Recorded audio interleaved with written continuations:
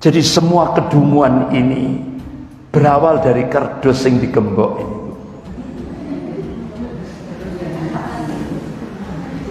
Ya. Sudah kerdus digembok pakai gembok besi itu loh Bu. Jadi kita ini dibodohi gitu loh Bu. Wis kerdus itu kalau ibu siram sama air ya langsung lemas, ya kan? Ya kan? Sudah kerdus suruh gembok pakai baja itu, ya kan? Pakai gemboknya baja itu. Jadi kita dibuat dungu, ya ini dibuat bodoh, ya kan? Mulai dari sini Bu. Akhirnya ibu tahu sendiri hasilnya. Coba Bu, wajah seperti ini kira-kira menang atau kalah? Kalah.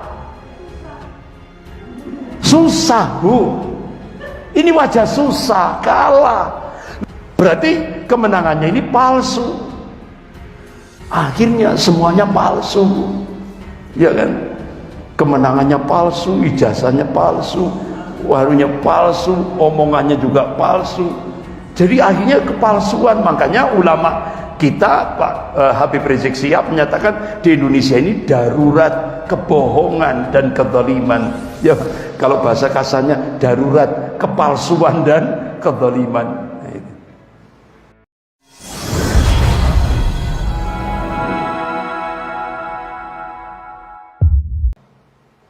Para ummahat yang dimuliakan Allah, ini contoh pada peristiwa 22 Mei 2019 ketika rakyat mengeluarkan pendapat di depan Bawaslu minta keadilan karena ini Pilpres 2019 itu curang, kecurangannya terstruktur, sistematis, masif dan brutal. Dan itu dilindungi oleh undang-undang. Rakyat mengajukan pendapat di muka umum, ya kan? Itu dilindungi oleh undang-undang. Nggak tahunya Bu, malam hari 897 orang terluka tembakan di depan Bawaslu dan pukulan pentungan. Lebih dari 300 orang ditangkap dan disiksa di dalam penjara. 52 orang hilang sampai sekarang, belum diketemukan. Kemudian ada 3 anak yang masih SMP, yaitu Harun Rasid, Raihan Fajari, dan Adam Noryan. Dia anak SMP yang rumahnya berdekatan dengan Bawaslu, sehingga kena. Jadi dia main-main, tidak tahunya kena sasaran kebrutalan Brimob. Sehingga akhirnya salah satu contoh, Harun Rasid yang masih umur 15 tahun SMP itu digebukin 10 Brimob. Itu videonya kan viral itu. Anak kecil dibantai 10 Brimob, ditendang, diinjak pakai balok kayu, dipentung pakai balok kayu. Popornya senjata itu dihantamkan di kepalanya. Sehingga akhirnya Harun Rasid ditemukan oleh relawan, itu jenazahnya sudah diselokan yang penuh comberan, dibuang di situ. Nah, ketika Harun Rasid ini jenazahnya diangkat, ini relawan ini megang kepalanya. Kepalanya itu sudah lunak Bu. Artinya apa? Tempurungnya sudah hancur, kena popor senjata. Dan itu videonya viral di medsos. Pertanyaannya, apakah 10 Brimob itu ditangkap, diadili? Tidak. Murah nyawa di Indonesia. Padahal Rasulullah mengingatkan, satu nyawa seorang muslim itu lebih berharga daripada dunia dan seisinya. Hancurnya dunia seisinya, kata Rasulullah, itu lebih berharga. Lebih apa? Lebih berharga nyawa seorang muslim yang dibunuh tanpa alasan yang hak. Itu yang diingatkan. Nah, Para ummahat yang dirahmati Allah, sampai sekarang kasus ini tidak pernah masuk di media baik cetak maupun elektronik. Sampai sekarang belum pernah diungkap ini.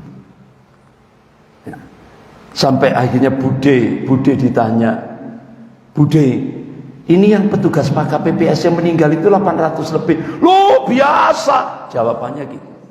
Astagfirullah. Nemen sudah, Bu. Ya. Nyawa sudah. Jadi wa makar wa makarallah wallahu khairul makirin. Mereka membuat makar tapi Allah membalas makar mereka. Dan Allah sebaik-baik pembuat makar. Jadi kalau dulu 2019 Jenderal Tito Karnavian mengumpulkan dana judi untuk memenangkan rezim. Ternyata untuk Perpres 2024 itu sudah ditata rapi oleh Jenderal Sambo. Siapa calon presiden oligarki 2024 itu sudah di kantongnya, sudah disiapkan. Siapa calon Kapolri 2024 sudah disiapkan. Apalagi majalah Tempo mewawancarai dari konsorsium judi online 303 itu benar. Jadi perwira Polda Metro Jaya mengkoordinir seluruh perjudian di seluruh Indonesia. Bahkan ibu-ibu, dana rutin per tahun dari perjudian online itu rutin 1,3 triliun. Pertanyaan kita, kenapa PPATK ini tidak mengungkap lebih cepat? Coba kalau mengungkap ACT, langsung, ya kan? Terus Koperasi 212, langsung. Barusan saja akhirnya PPATK baru mengumumkan ada dana 155 triliun yang masuk ke polisi. 155 triliun. Berarti benar judi online. Makanya Bu, melibatkan 3 Kapolda. Kapolda Metro, Kapolda Sumatera Utara, dan Kapolda Jatim, ya kan? Kapolda Jatim. Nah, baru dicopot Kapolda Jatim setelah kasus Kanjuruhan, ya kan? Ini kan barusan saja. Kemarin kalau tidak salah dicopot oleh Kapolri. Nah, ini PPATK baru mengungkap setelah banyak kritik dari masyarakat. PPATK baru mengungkap dana 155 triliun itu masuk ke oknum Polri. Nah ini. Bahkan bandar judi, siapa itu? Ferdi Budiman, ya. Ya, yang bandar judi itu. Kok bandar judi, bandar narkoba. Ferdi Budiman, ya, Ferdi Budiman. Itu nyanyi, loh, saya sudah store 450 miliar ke BNN, Badan Narkotik Nasional, setor ke Mabes Polri, ke pejabat polisi 90 miliar. Kok ditangkap? Padahal sudah setor. Sudah setoran, Bu. 450 miliar loh, Bu. 1 miliar aja mungkin Ibu ngereyot, Bu, ya. Ini 450 miliar.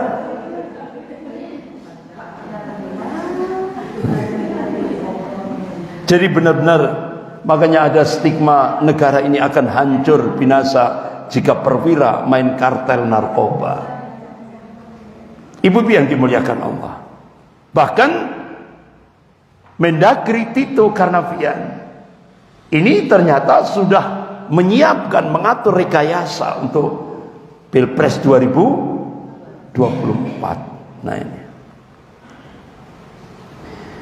Siapakah Bejorka yang mengungkap tentang kebobrokan yang ada di Indonesia? Dan dia adalah hacker yang bikin pemerintah ketar-ketir. Makanya dia akan nulis di akun Twitternya yang tadi sudah saya sampaikan ini, berbagai cara telah dilakukan, termasuk cara yang benar. Apakah itu berhasil? Jadi saya memilih menjadi martir untuk membuat perubahan di Indonesia. Dengan apa? Menampar wajah mereka di dunia maya, bukan di fisik, di dunia maya. Jadi ini Bejorka ini model nahi mungkar gaya baru, sehingga akhirnya kalangan netizen menyatakan hacker Bejorka adalah kita, berarti bolo dewi. Jadi ini ibu-ibu yang dimuliakan Allah. Nah, ternyata Bejorka mengungkap data-data KPU yang ingin melakukan kecurangan untuk Pilpres 2024, padahal ini 2022 loh. Itu dibongkar semuanya kecurangannya. Jadi sudah disiapkan kecurangan untuk 2024, sudah ditata rapi, dibongkar oleh Bejorka. Luar biasa. Sehingga akhirnya yang merespon Bejorka adalah SBY.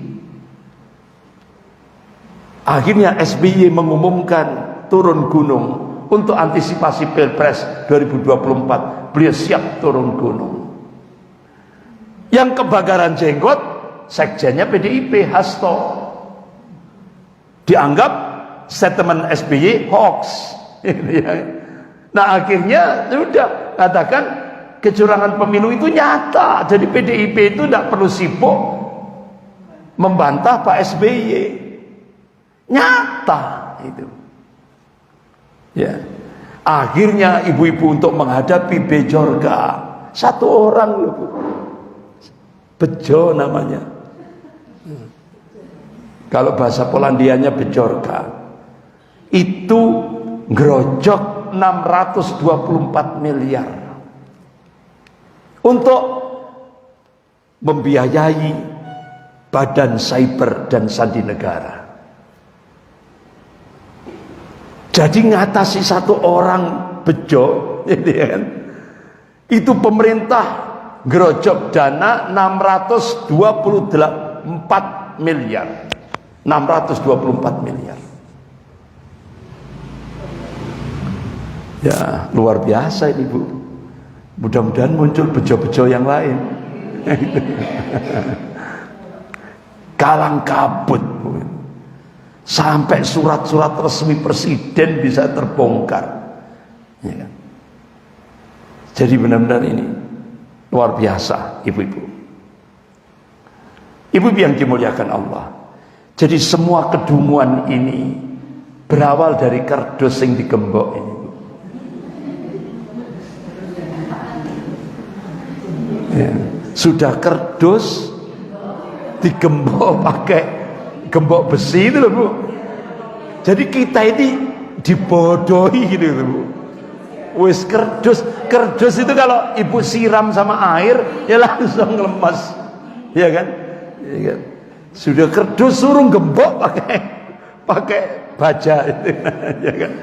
Pakai gemboknya baja itu. Jadi kita dibuat dungu, ya ini dibuat bodoh, ya kan? Mulai dari sini Bu. Akhirnya ibu tahu sendiri hasilnya. Coba Bu, wajah seperti ini kira-kira menang atau kalah? Kalah. Susah Bu. Ini wajah susah, kalah. Loh kok tiba-tiba angkanya kok. Jadi angkanya milik Prabowo pindah nanti ke sini. Jadi yang 54 itu sebenarnya Prabowo, yang jadi pindah, yang 45 pindah ke Prabowo, yang 54 pindah ke Jokowi. Kan aneh ini Bu. Ternyata dia pakai hacker Cina di depan KPU. Berubah. Dirubah pakai hacker. Sehingga dalam kondisi kalah akhirnya jadi menang. Berarti kemenangannya ini palsu. Akhirnya semuanya palsu, ya kan? Kemenangannya palsu, ijazahnya palsu, warunya palsu, omongannya juga palsu. Jadi akhirnya kepalsuan. Makanya ulama kita, Pak Habib Rizik Syihab menyatakan di Indonesia ini darurat kebohongan dan kezaliman. Ya, kalau bahasa kasarnya darurat kepalsuan dan kezaliman. Ini ibu-ibu, kalah bisa jadi menang. Ini cuma ada di Indonesia, sak donya ini cuma ada di Indonesia. Kalah bisa menang. Kalah hitungannya tapi bisa menang. Ini jadi benar-benar kita dibuat dicurangi betul. Akhirnya Ketua KPU Arief Budiman dipecat di sidang di Dewan Kehormatan Penyelenggaraan Pemilu, ya, akhirnya dipecat ketua KPU-nya. Masih mendingan loh dipecat. Beda yang ketua KPU 2014 Pak Kamil Manik ya, Kamil Malik Manik ya, Kamil ya, pokok Kamil Malik itu ya, Kamil Malik itu begitu beliau mau akan mengungkap kecurangan langsung diracun, meninggal. Padahal sebelumnya itu masih omong-omong dengan Profesor Yas Rashid, orang PII itu. Masih omong-omong. Tidak tahunya setelah itu biru dampak daripada racun, dan keluarga tidak boleh melakukan otopsi. Selesai. Ini yang ketua KPU 2014. Nah, ketua KPU 2019 masih mendingan dipecat, nggak dibunuh kan? Nah, akhirnya ibu-ibu, Pak Hasto yang tadinya mengkritik siapa ini, Pak SBY, ya kan, mengkritik Pak SBY, ternyata dia menyuap, dibongkar sama wartawan koran Tempo, ternyata Hasto ini menyuap. Akhirnya kan terbongkar. Dia ngomong apa yang dinyatakan Pak SBY hoax. Ternyata dibongkar, dia yang melakukan kecurangan itu. Nyuap, nyogok KPU. Nah, pertanyaan kita, apakah masuk penjara Pak Hasto? Enggak. Karena yang berkuasa. Enggak. Karena yang berkuasa. Inilah sistem hukum di Indonesia. Hukum itu milik penguasa. Inilah yang terjadi. Padahal sudah jelas-jelas dia nyogok KPU. Ya kan? Ini yang terjadi. Ibu-ibu yang dimuliakan Allah. Sehingga akhirnya Habib Rizik Syihab mengumumkan di tengah-tengah umat Indonesia sekarang darurat kebohongan dan kezaliman. Sehingga akhirnya Habib Rizik Syihab menyerukan revolusi akhlak. Kalau presiden kita menyerukan revolusi mental, ya kan? Nah, kalau Habib Rizik revolusi akhlak. Kenapa? Kalau kita buka sejarah, ternyata revolusi mental itu sudah digerakkan oleh Komisi Sentral PKI DNID. Makanya Pak SBY mengatakan revolusi mental itu revolusinya komunis. Nah, gitu. Makanya Habib Rizik Syihab menyerukan revolusi akhlak ini. Sehingga ibu-ibu kita diingatkan oleh Rasulullah.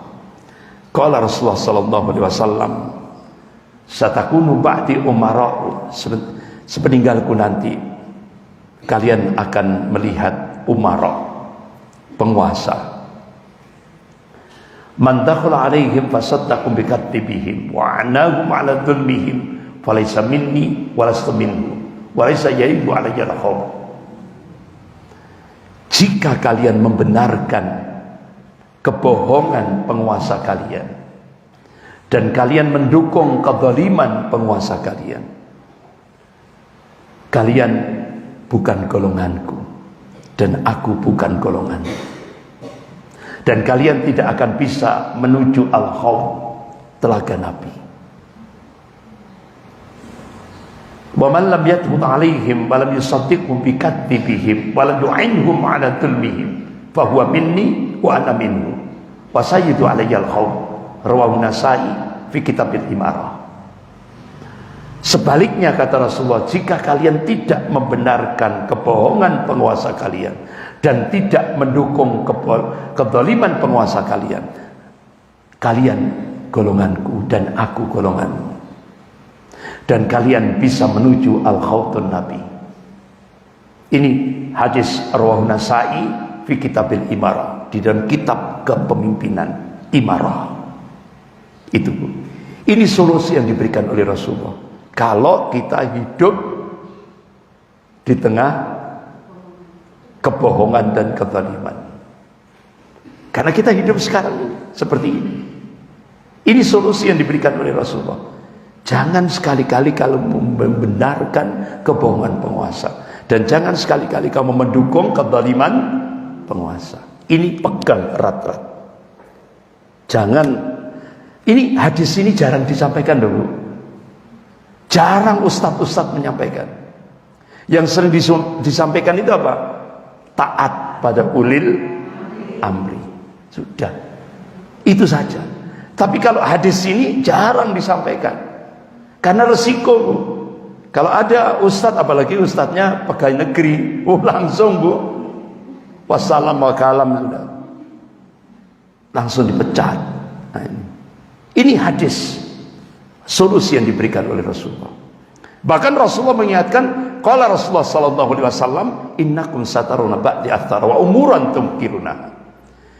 Sepeninggalku nanti kalian akan menyaksikan athara. Itu ulama-ulama hadis menafsirkan athara itu penguasa yang zalim. Wa umuran tumkiruna. Apa-apa yang kamu ingkari, artinya pelanggaran agama, justru dimunculkan oleh penguasa. Akhirnya sahabat tanya, ya Rasulullah, apa yang kau wasiatkan kalau saya hidup di tengah-tengah seperti itu? Apa wasiat Rasulullah?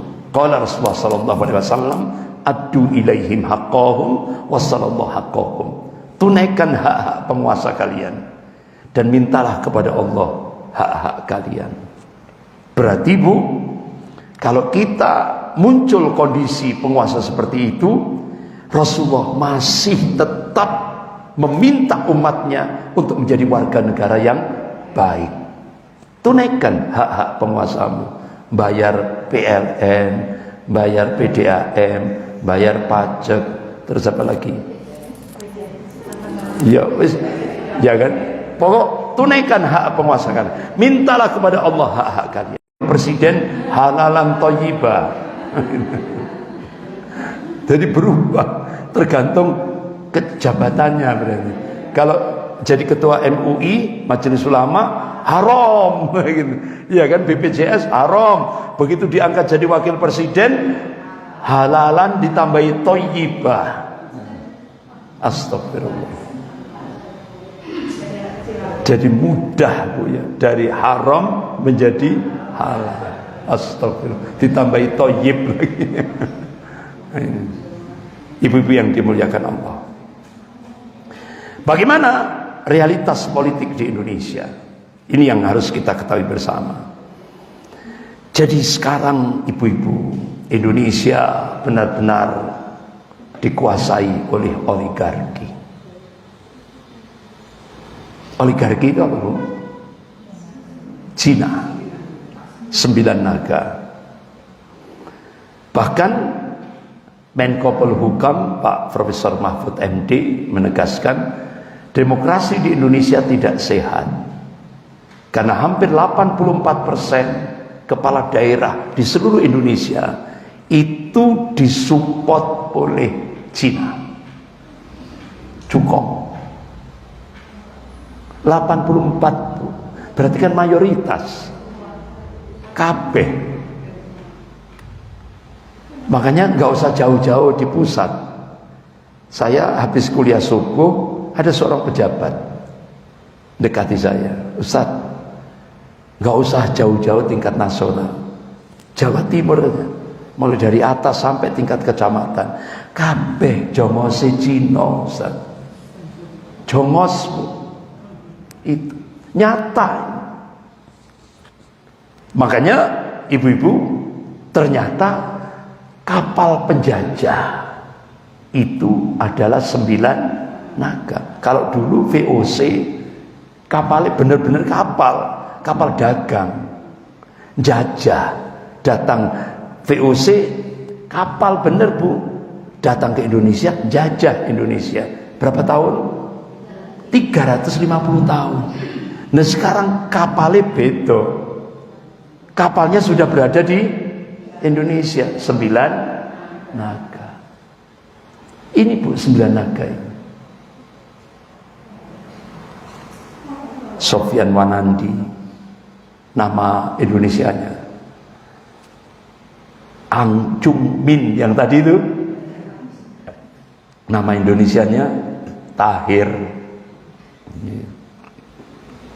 Kemudian Rusdi Kirana yang punya Lion Air, pesawat Lion Air ini. Kemudian yang keempat yaitu Yakob Sutoyo, James Riyadi yang punya Lipo, kemudian Antoni Salim, anaknya Sudono Salim, nama Cinanya Lim Siung Yong yang BCA itu, ya kan? Itu kemudian Tony Winata yang tokoh judi yang luar biasa. Kemudian yang ke-8 Edward Suryajaya, kemudian yang ke-9 Robert Budi Hartono, nama Indonesianya ini, tapi Cina yang kena kasus BLBI. Ini sekarang ini. Bahkan ibu-ibu, pimpinan pusat Muhammadiyah Profesor Haidar Nasir sampai memberikan statement yang cukup tegas. Jadi biasanya beliau itu kalem itu, bahasanya sopan, santun itu. Baru kali ini beliau memberikan statement yang agak keras. Kata beliau, sekuat apapun jihad konstitusi yang dilakukan oleh Muhammadiyah, hasilnya akan hambar ketika berhadapan dengan oligarki politik atau kekuasaan di Indonesia ini. Artinya apa, Bu? Jihad konstitusi yang dilakukan Muhammadiyah itu hambar hasilnya kalau Indonesia dicengkeram oleh oligarki. Oligarki itu Cina. Dan politik sekarang ini kering kesadaran cita-cita luhur bangsa. Artinya apa? Politik di Indonesia sekarang ini lepas dari agama, sehingga kering. Yang dilakukan adalah segala macam cara. Tidak ada nilai-nilai agama. Rusak sudah. Bahkan salah satu jajaran ketua Muhammadiyah, pimpinan pusat Muhammadiyah, yaitu Bapak Dr. Busro Mokodas, mantan ketua KPK. Beliau memberikan statement, KPK diremuk, artinya dihancurkan. Dulu KPK itu kan momok kan, Bu, ya, bagi pejabat. Sekarang KPK itu kayaknya apa-apa ini sudah, Bu, dihancurkan, ya kan? Malah KPK sekarang ini dijadikan alat untuk membantu kerusakan Indonesia.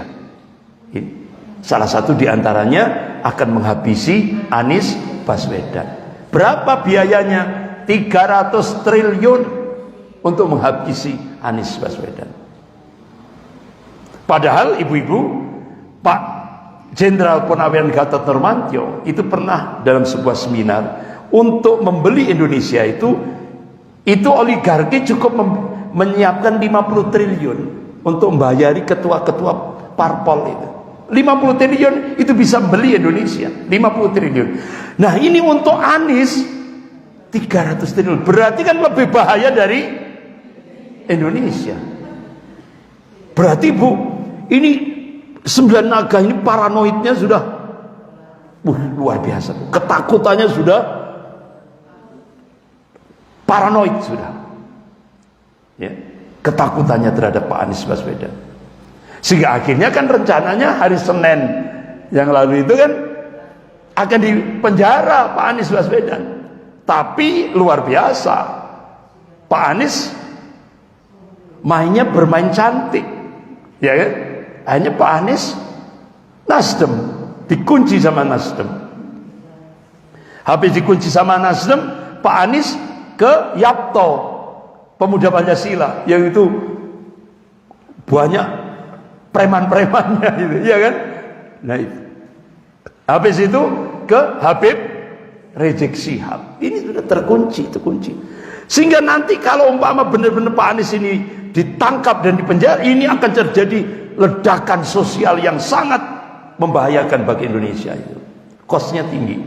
Kenapa? Ternyata Pak Anies itu sudah milik publik. Gerakan bawah tidak bisa dibendung. Bahkan sampai orang Kalimantan nyumbang bis. Bisa gak? Bis second bu, bis anyar gres. Ini sekarang perjalanan menuju Jawa Timur untuk diserahkan ke Jawa Timur. Bis untuk pemenangan Anies Baswedan. Jadi orang Kalimantan bu, pengusaha Kalimantan beli bis baru untuk pemenangan. Masya Allah. Ini sudah tidak bisa dibendung. Tidak bisa dibendung. Jadi kata Pak Dr. Busro Mokodas, KPK dihancurkan, sumber daya alam minerba dikeruk oleh investor Cina, dana pendidikan yang sebenarnya untuk rakyat itu tidak dipersembahkan ke Taipan Cina. Kan aneh. Apa yang tersisa, kata beliau, dari rezim ini? Momentum pandemik pun dirampok. Yang itu sebenarnya dana bantuan sosial itu untuk rakyat yang terkena pandemik COVID-19 dirampok sama menteri sosialnya Pak Juliari Batubara. Kebetulan Pak Juliari Batubara ini bendaharanya PDIP, DPP PDIP. Itu kalau di koran itu kan cuma 25 triliun. Tidak tahunya Pak Novel Baswedan, penyidik senior KPK, menyatakan 100 triliun itu yang diembat, dirampok kan. Kalau dirampok bahasanya rotok kasar bu ya, diembat gitu ya. Bahasanya rotok santun, diembat 100 triliun. Akhirnya karena sudah jadi kesepakatan, ibu-ibu sudah jadi kesepakatan apa? Siapa yang di DPR RI, siapa yang melakukan korupsi di era pandemik, hukumannya mati. Ternyata apa? Bude interupsi. Lah, kalau nanti Pak Juliari Batubara terus kader-kaderku yang PDIP, kan PDIP kan tertinggi, juara 1 koruptor se-Indonesia. Bupati, wali kota dari PDIP. Nah kalau dihukum mati semua, habis kaderku katanya. Akhirnya curhatan Bude diterima. Sehingga akhirnya ibu-ibu pengadilan memutuskan untuk bendahara PDIP yaitu Pak Juliari Batubara, kebetulan Menteri Sosial, dihukum 12 tahun penjara, denda 500 juta rupiah. Ya Allah, 100 triliun baliknya cuma 500 juta. Nah 500 juta nyelening Nurul Ilmi sekejap, ya kan? Itu. Jadi ya Allah, nemen itu Bu. 100 triliun loh Bu. 100 triliun ini kan berarti kan 100.000 miliar. Iya. Wong 1 triliun ada 10.000 miliar, 1.000 miliar, 1.000 miliar itu 1 triliun. Ini 100 triliun.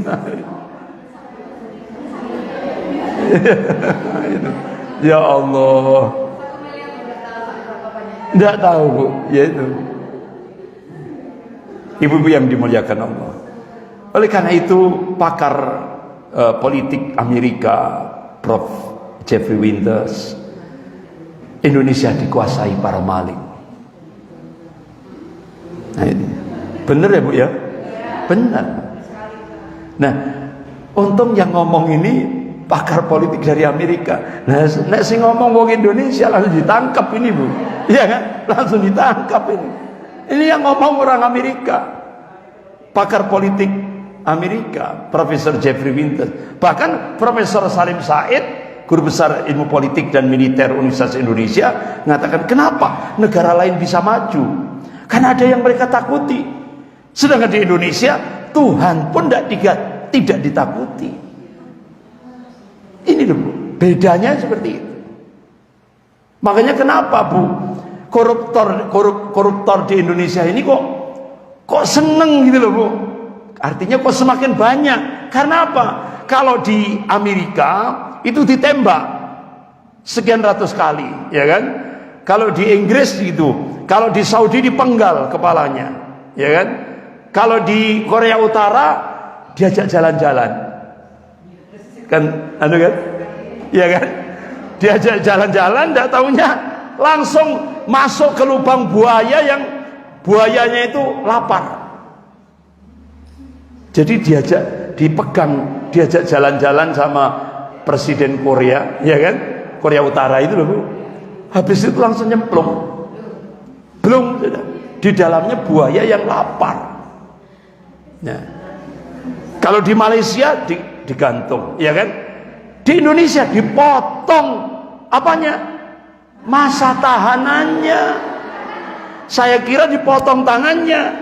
Tidak tahunya dipotong masa tahanannya, sehingga akhirnya kena remisi bebas. Habis itu korupsi lagi. Karena apa? Karena setelah korupsi Bu, koruptor itu tidak seperti masuk di penjara Cipinang, seperti tidak tahunya di sana seperti hotel ada Bu, seperti hotel, sehingga akhirnya dia nyaman. Kondisinya seperti hotel bintang 5 penjaranya. Itulah Indonesia. Makanya kenapa koruptor di Indonesia ini tidak pernah jera, ya kan? Embuh meneh. Bahkan sekarang dikatakan apa Bu? Sekarang dikatakan, jadi sekarang di Indonesia itu korupsi itu bukan kejahatan. Apa? Beto carane golek rezeki.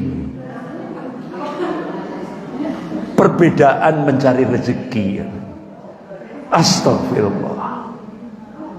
Rusak sudah Bu Indonesia ini sudah. Rusak. Iya kan? Coba Ibu lihat.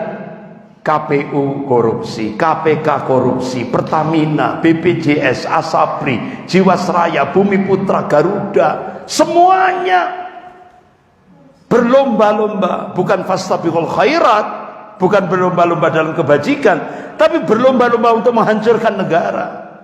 Sampai impor bawang putih pun melibatkan menteri korupsinya. Impor bawang putih dikorupsi, padahal untuk rakyat. Bahkan sampai, Ibu pernah enggak Singapura ada sumber minyak? Enggak kan? Singapura itu kan pulau kecil, jadi besarnya itu karena beli tanah dari Indonesia, dari Riau, ya kan? Akhirnya nambah pulaunya. Karena tiap hari dia ngambil pasir dari Sumatera itu, sehingga akhirnya Singapura pulaunya tambah besar karena beli pasir untuk menambah pulau. Nah, anehnya Indonesia beli minyak ke Singapura, beli BBM di Singapura. Jadi lebih aneh lagi. Jadi dari Indonesia ditaruh ke Singapura, dari Singapura balik di Indonesia. Tujuannya apa? Pejabatnya dapat bonus fee. Itu loh, muter. Jadi muter balik benar. Padahal dari Indonesia. Ya Allah, sudah rusak.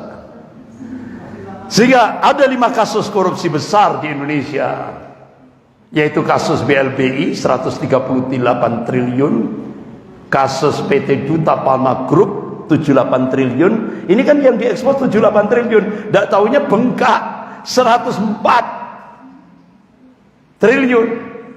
Kemudian kasus kondensat 37 triliun, kasus Asabri 22,7 triliun, sampai izin ekspor minyak goreng loh Bu, dikorupsi 20 triliun. Makanya Bu, padahal Indonesia ini penghasil minyak terbesar sak-dunia, tapi rakyatnya suruh antri minyak goreng.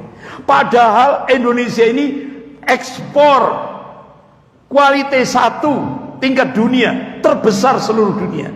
Tapi anehnya rakyatnya suruh antri minyak goreng. Ternyata di korupsi. Ini rusaknya negara ini karena ini. Tapi yang dituduh umat Islam, tuduhannya apa? Radikal, teroris, intoleransi, anti Pancasila, ya kan? Bolak-balik itu terus. Padahal maling teriak maling. Yang nuduh itu yang menghancurkan negara. Makanya sinyalnya Indonesia sedang kebalik. Bejorka tadi itu, bejo tadi itu kan. Nah, akhirnya ibu-ibu di akun Twitter itu sempat ini Ibu Tiwi ini negara bangkrut bukan karena subsidi untuk rakyat, tapi karena maraknya korupsi, ya kan? Para pejabat. Jadi maraknya korupsi. Bangkrutnya itu bukan karena subsidi pemerintah kepada rakyat. Akhirnya apa yang terjadi? Bu Sri ngamuk, Jeng Sri ngamuk. Akhirnya pemerintah stop subsidi agar rakyat mandiri. Loh, akhirnya rakyat balas, rakyat stop bayar pajak agar pemerintah mandiri. Wih, mak jelek Bu. Kapokmu kapan? Jadi, yuk logika rakyat ya benar juga Bu ya. Jadi pemerintah stop subsidi untuk rakyat, rakyatnya stop bayar pajak ke pemerintah. Sudah, ya kan? Iya itu. Itu. Nah ini, jadi yang tadi itu 78 triliun itu ternyata bengkak sampai 104,1 triliun. Ini. Jadi kita dikadali bengkak sampai 104,1 triliun. Ini uang yang dibawa. Larinya ke Singapura loh. Tapi alhamdulillah ketangkap. Nah, ibu-ibu yang dirahmati Allah. Ada riset dari 2 pakar intelijen dunia. Jadi yaitu Peter Warren dan August Kuhn. Akhirnya hasil risetnya dibukukan dengan judul Ghost Fleet. Jadi diprediksi tahun 2030 di Indonesia akan terjadi bencana geopolitik. Tahun 2030 akan terjadi bencana geopolitik. Artinya apa? Indonesia sudah tidak punya kedaulatan. Yang ada adalah Indo-Cina. Masih belum, ya, ini 2030 ini. Nah akhirnya oleh siapa? Mafia Taipan Cina dan komunis Cina. Akhirnya Pak Amin Rais, sebelum saya meninggal, kata Pak Amin Rais, saya sudah memberi wasiat kepada Presiden Jokowi. Tolong cepat putar haluan, karena Indonesia akan hancur. Pak Amin Rais sudah memberi wasiat sebelum beliau meninggal. Ini wasiat beliau. Pak Jokowi putar haluan, segera putar haluan. sebelum hancur Indonesia. Dan mudah-mudahan ibu-ibu, insya Allah selamatkan Indonesia dengan Allah munculkan pemimpin yang insya Allah amanah. Mudah-mudahan kita hanya bisa berdoa. Apalagi ada isu terjadi kudeta militer di Cina. Nah, otomatis itu akan berdampak ke Indonesia. Tinggal tunggu tanggal mainnya. Wa makarallah wallahu khairul makirin. Dan kita diyakinkan oleh Allah, wa manasru illa min indillahil azizil hakim. Kemenangan itu datangnya dari Allah yang maha perkasa lagi maha bijaksana. Bahkan Allah berjanji, wa kana haqqan alaina nasrul mu'minin. Kewajiban kami memenangkan golongan mukmin. Berarti dari sini kita dipacu sama Allah. Apa? Ayo rubah syakhsiah kita, diri kita dari muslim menjadi mukmin. Kalau kita ingin dimenangkan oleh Allah Subhanahu wa taala. Karena kemenangan datangnya dari Allah. Insya Allah kita hanya bisa memohon kepada Allah Subhanahu wa taala. Yang penting kita berjuang, taat, istiqomah, insya Allah hasilnya serahkan pada Allah. Ya kan? Jangankan, ya kan seringkali saya sampaikan, jangankan Fir'aun, yang Fir'aun original saja mudah bagi Allah untuk menghabisi, apalagi Fir'aun jenis KW. Nah itu. Jadi itu saja lah, yang akbar itu hanya Allah. Sudahlah, kita istiqomah, kita jadi warga negara yang baik. Seperti tadi Rasulullah sudah ngasih ngasih nasihat, jadilah warga negara yang baik. Walaupun kondisinya kita di kezaliman seperti itu, tapi jangan lupa amar ma'ruf nahi mungkar. Dan itu sudah dicontohkan oleh Habib Rizik Syihab. Resikonya apa? Penjara. Ya kan? Resikonya penjara. Sampai organisasinya dibubarkan. Itu resiko. Makanya sejarah berulang.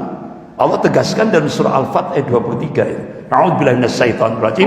Sunnatullahi allati qad khalat min qabl wa lan tajid sunnahi tabdila. Jadi sunnatullah itu berlaku sejak dulu kata Allah.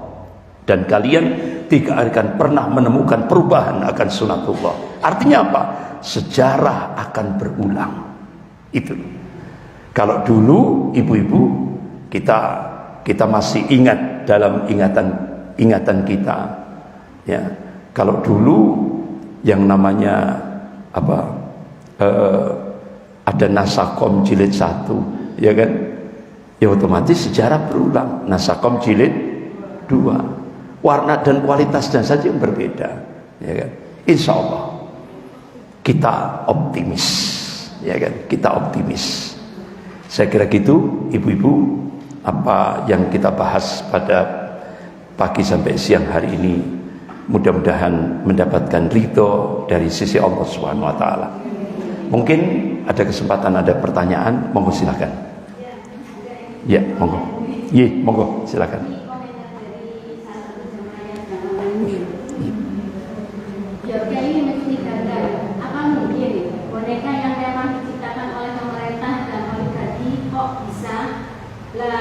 Bongkar dataan itu aja banyak kelirunya, yang dibuka itu aja. Beranikah kayak Bambang Tri? Ayo kita buka lagi pemikiran kita tentang keluarga. Apa yang dibongkar itu hanya relehan aja. Itu pendapat beliaunya seperti itu. Ya, kita hargai kritik ini, gitu ya. Itu kan artinya bisa jadi sebuah operasi intelijen itu dia korbankan untuk apa? Untuk meraih fulus. Tadi berapa? 624 miliar. Bisa jadi itu analisanya, itu bisa jadi gitu. Ya kan? Bisa jadi. Tapi jadi bisa jadi itu pola gawe mereka gitu ya. Artinya dia korbankan itu, tapi dia dapat fulus. Berapa akhirnya pemerintah? 624 miliar diturunkan untuk menghadapi Bejorka. Bisa jadi yang tadi yang lewat medsos ini tadi bisa jadi, ya kan? Tapi kita melihat itu secara menyeluruh, gitu ya. Anehnya, kalau dia membongkar pejabat-pejabat yang bobrok, itu kan negatif yang diungkap. Tapi begitu membongkar Pak Anies Baswedan, itu yang dimunculkan malah prestasi. Nah, ini kan berarti kan ada nilai plus bagi kita. Nah, ini. Jadi memang tidak bisa gebiah-uyah gitu ya. Diratakan semua apa kalau bahasa Jawa itu gebiah-uyah, itu tidak bisa. Ada positif Bejorka ketika mengungkap Pak Anies Baswedan, itu yang diungkap prestasi-prestasinya, sehingga akhirnya kalangan netizen yang lain menyatakan berarti Bejorka itu kita, seperti itu. Nah, itu. Tapi kan dia sesuai kemampuan dia, kan tidak mungkin sesuai dengan idealis kita. Ya kan? Ya Bejorka ya kudu bongkar ijazahnya Pak Jokowi, ya kan? Ya kan? Nah, artinya apa? Ya kita harus melihat situasi. Nah, anggap saja bagi tugas lah gitu ya. Yang skop global itu Bejorka, yang sampai masalah-masalah pernik-perniknya, masalah ijazah itu Bambang Tri, ya kan? Karena memang Bambang Tri itu orang yang paling dekat dengan Pak Jokowi, kan orang dekatnya, temannya, itu kan.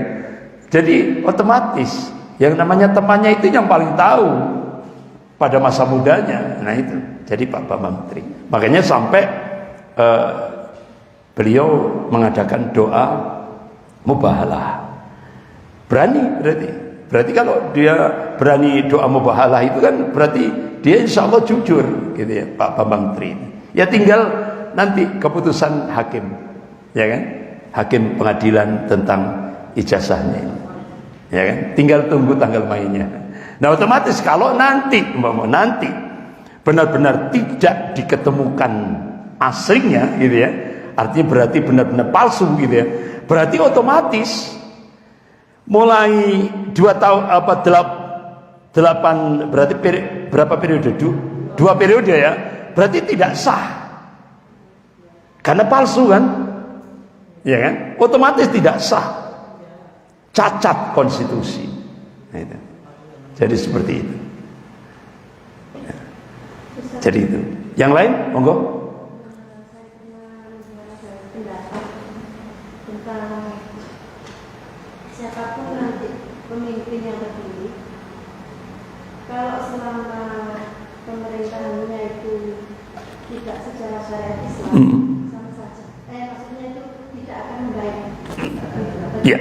Ya, begini. Kita setuju dengan statement itu. Setuju. Selama sistemnya bertentangan dengan syariat Islam, tidak akan pernah Allah ridho, gitu ya. Tapi ada ikhtiar yang dicontohkan oleh Presiden Turki Tayyip Erdogan. Beliau masuk sistem, ya kan? Beliau masuk sistem demokrasi. Setelah direbut, beliau melakukan taghyir, perubahan dari sistem sekuler menjadi sistem Islam. Nah ternyata sekarang Turki makmur, ya kan? Nah itu. Jadi kita harus nudan saja, mudah-mudahan gitu ya. Mudah-mudahan calon pemimpin yang akan datang ini seperti Tayyip Erdogan. Gitu saja. Ya memang saya ndak menyalahkan statement yang tadi itu. Kita semuanya saya kira sama. Selama kita tidak pakai sistem syariat Islam, ndak akan mungkin, ya kan? Tidak ada kamusnya, ya kan? Makanya ini benar-benar ada marhalah, tahapan-tahapan. Tidak bisa seperti balik tangan. Ada ikhtiar. Dan itu dipraktekkan oleh Presiden Turki Tayyip Erdogan. Dan sudah kita lihat hasilnya. Saya kira ini. Yang lain?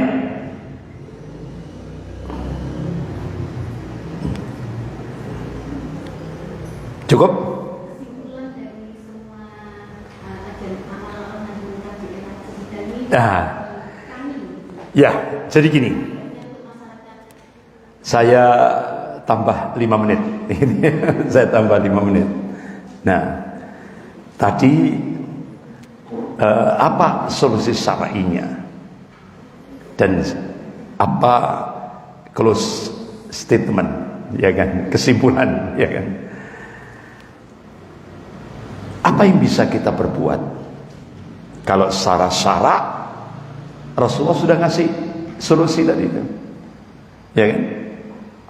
Jangan sekali-kali membenarkan kebohongan penguasa. Jangan sekali-kali mendukung kezaliman penguasa. Titik, sudah. Ini kita pegang. Nah, sekarang bagaimana caranya kita berbuat untuk Indonesia ke depan? Saya barusan membaca disertasi Dr. Syekh Abdul Majid Ihsan Al-Gilani. Ini sebagai solusi syar'i. Beliau ini keturunan Syekh Abdul Qadir Jailani rahimahullah. Nah, kalau di Indonesia Syekh Abdul Qadir Jailani. Kalau di Bilad Syam, di bumi Syam, Syekh Abdul Qadir Al-Jilani, ya kan? Jadi beda logat. Kalau di Indonesia Jailani, kalau di Syam Al-Jilani. Sama dengan kalau di Timur Tengah Maryam, Aminah. Kalau di Indonesia Siti Maryam, Siti Aminah. Nah, gitu kan? Nah, itu beda Indonesia sama. Nah, Syekh Abdul Majid Ihsan Al-Gilani ini ayahnya mujahid Palestina, ibunya mujahidah Palestina. Beliau menamatkan sekolah dasar sampai tingkat SMTA di Yordan, Bilad Syam. Kemudian ngambil S1 judulnya Nas'at Al-Qadiriyah, Pertumbuhan Madrasah Syekh Abdul Qadir Jailani rahimahullah.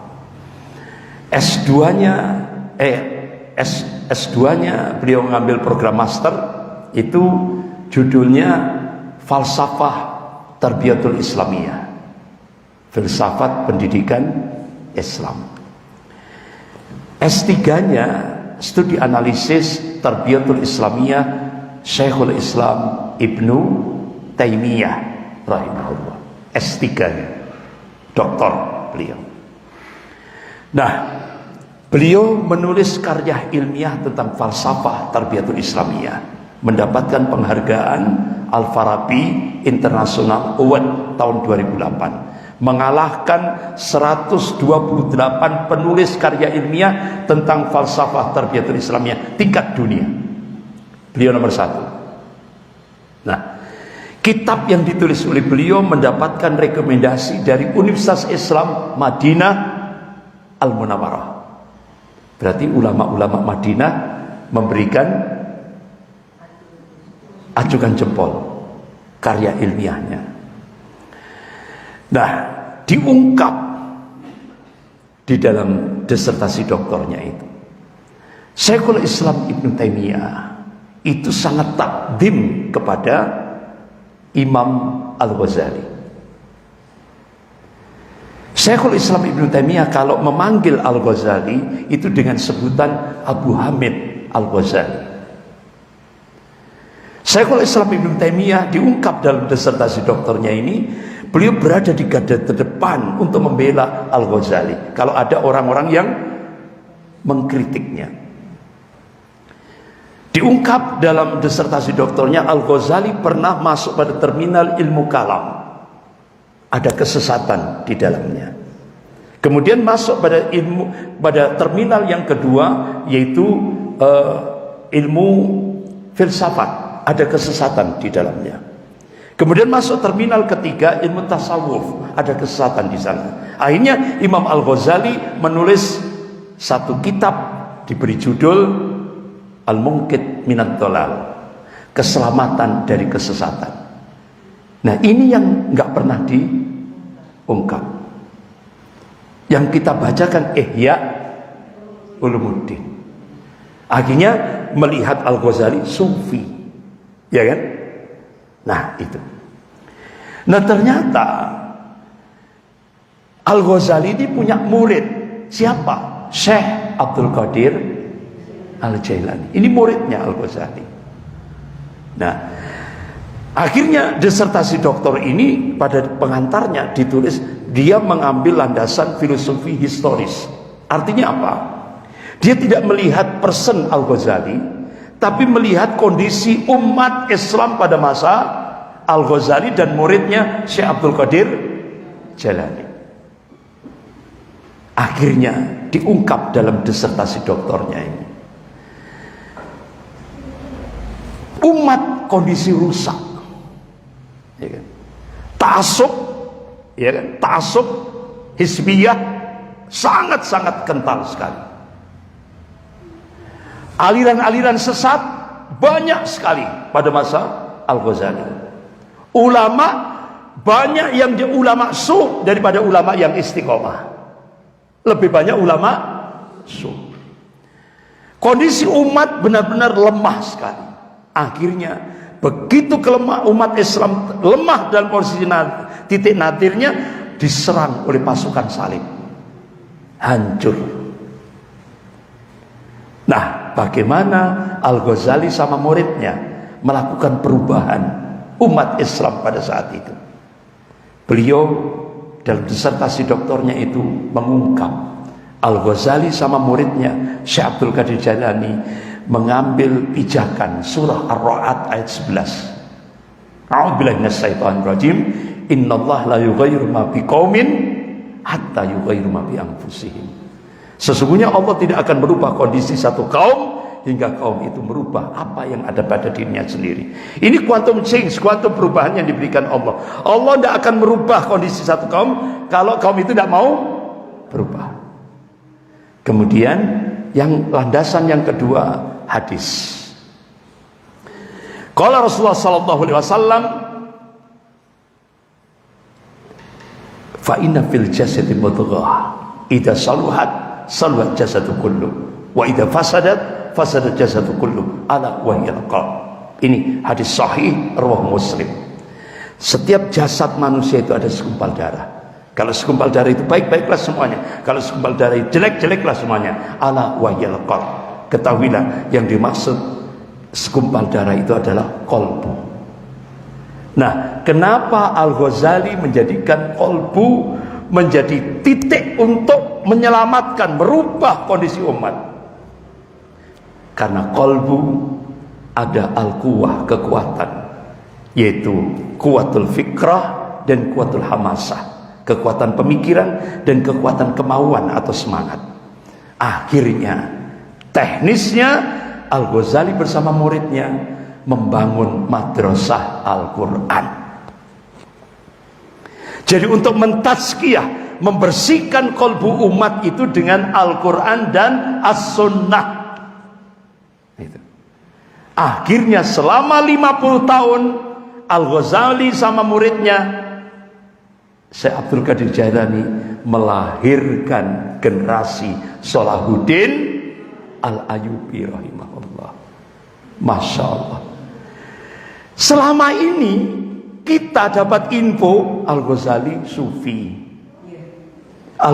Syekh Abdul Qadir Jailani sufi. Bahkan di kampung-kampung ila hadratil Mustafa Syekh Abdul Qadir Jailani Al-Fatihah, ya kan?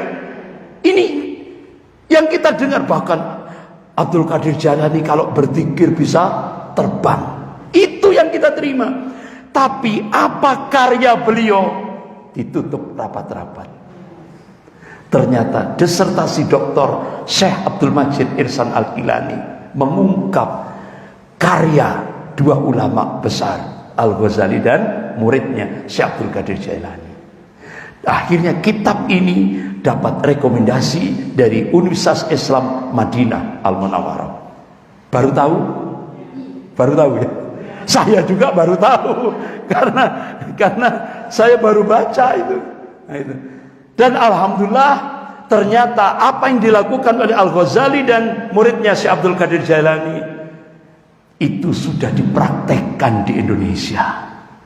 Alhamdulillah, ibu-ibu bisa lihat di seluruh Indonesia sekarang banyak pesantren tahfidzul Quran, geria Quran, rumah Quran, kampung Quran. Bahkan ketika Syekh Ali Jabir, Allahumma yarham, saya ingin bercita-cita menjadikan 1 juta penghafal Quran, tapi akhirnya beliau dibunuh, ya kan?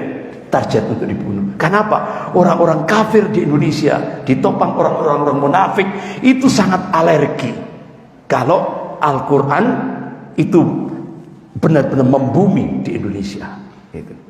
Nah, alhamdulillah ternyata apa yang di karya dua ulama ini sudah dipraktekkan di Indonesia. Insya Allah, seperti yang dulu pernah kita ungkap satu hadis riwayat Imam Abu Dawud yang diungkap oleh Syekh Dr. Abu Bakar Al-Awidah yang dari Palestina. Ya mudah-mudahan 2024 insya Allah Indonesia menjadi pemantik awal Sofwatul Islamiyah, kebangkitan Islam toba, insya Allah. Jadi kita optimis saja, Bu, ya kan? Optimis saja. Ya, jadi akhirnya ternyata apa yang dilakukan oleh Al-Ghazali dan muridnya Syekh Abdul Qadir Jailani ternyata sudah dipraktekkan di Indonesia. Saya itu baru dong, Bu. Ternyata kitab ini sudah banyak nyebar di Solo. Nah, di Jawa Timur ini barusan saja. Di Solo itu sudah, makanya saya waktu saya sering kali diundang ke Solo itu untuk tabligh akbar masalah Syiah itu ya, masalah Syiah. Itu Ustadz Dr. Muin Dunillah itu yang meninggal, Allahumma yarham, itu pasang pamflet. Lah, saya waktu itu enggak dong, Bu, apa belum ngeh gitu ya. Belum paham gitu. Karena selama ini yang saya terima kalau Al-Ghazali itu NU. Nek Syekhul Islam Ibnu Taimiyah wa Muhammadiyah. Ternyata salah, info itu salah. Ya kan? Syekhul Islam Ibnu Taimiyah sangat takdim sekali pada Al-Ghazali. Jadi berarti info ini tekondi gitu ya kan? Dari mana ya? Akhirnya setelah ternyata Dr. Muin Dunillah yang Allahumma yarham, beliau meninggal kena Covid itu kan Sekjen Dewan Syariah Solo. Jadi itu sudah beliau pasang pamflet di pondoknya. Dua ulama besar memunculkan Salahuddin Al-Ayyubi. Jadikan itu pijakan. Jadi itu loh, Bu. Karyanya itu seperti itu. Kita baru tahu. Saya terus hanya begitu baca, ya Allah, ternyata Ustadz Muin itu berarti itu sudah sekian lama itu, Bu, di Solo. Makanya di Solo itu kan Jawa Tengah itu kan pembentukan tahfidz Quran itu kan semarak itu. Baru setelah itu Jawa Timur, ya kan? Baru Jawa Timur. Nah itu. Jadi ya rada telat, tapi walaupun telat ya alhamdulillah gitu. Saya kira gitu ya, sebagai penutupnya kita akhiri dengan doa kafarat majelis. Subhanakallahumma wa bihamdik asyhadu an la ilaha illa anta astaghfiruka wa atubu ilaik. Wabillahi taufiq wal hidayah. Wassalamualaikum warahmatullahi wabarakatuh.